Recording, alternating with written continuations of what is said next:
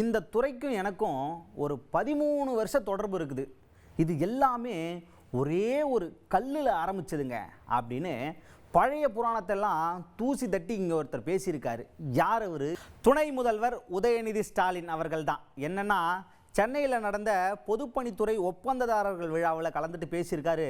அதில் இந்த விழாவுக்கு எங்கள் அப்பா தான் என்னை அனுப்பி வச்சார்.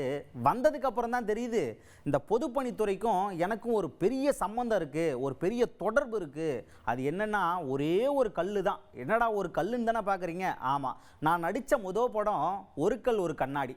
அதே மாதிரி சட்டமன்ற தேர்தலில் மக்களை சந்திக்கும் போது நான் எடுத்துகிட்டு போனது மைக்கு கிடையாது, ஒரே ஒரு கல்லு தான். அது எல்லாருக்கும் உங்களுக்கு தெரிஞ்சிருக்கும், சரிங்களா?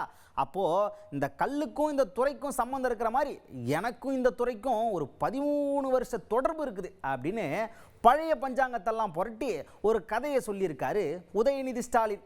ஆனால் ஏன் இந்த கதையை இப்போ சொன்னாருன்னு தான் புரியல.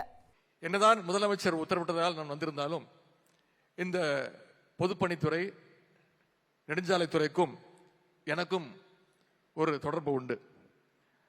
அது என்ன தொடர்புனா, நான் கிட்டத்தட்ட ஒரு 13 வருடங்களுக்கு முன்பு மக்களுக்கு அறிமுகமான என்னுடைய முதல் படத்துடைய பெயரே ஒரு கல் ஒரு கண்ணாடி. பொதுப்பணித்துறைக்கும் இந்த தலைப்புக்கும் நெருங்கிய தொடர்பு உண்டு. அதே போல சென்ற சட்டமன்ற தேர்தலில் தமிழ்நாட்டு மக்களை நான் சந்திக்கும் பொழுது என்னுடைய கைகளில் நான் எடுத்துட்டு கொண்டு போனதும் ஒரே ஒரு செங்கல் மட்டும்தான்.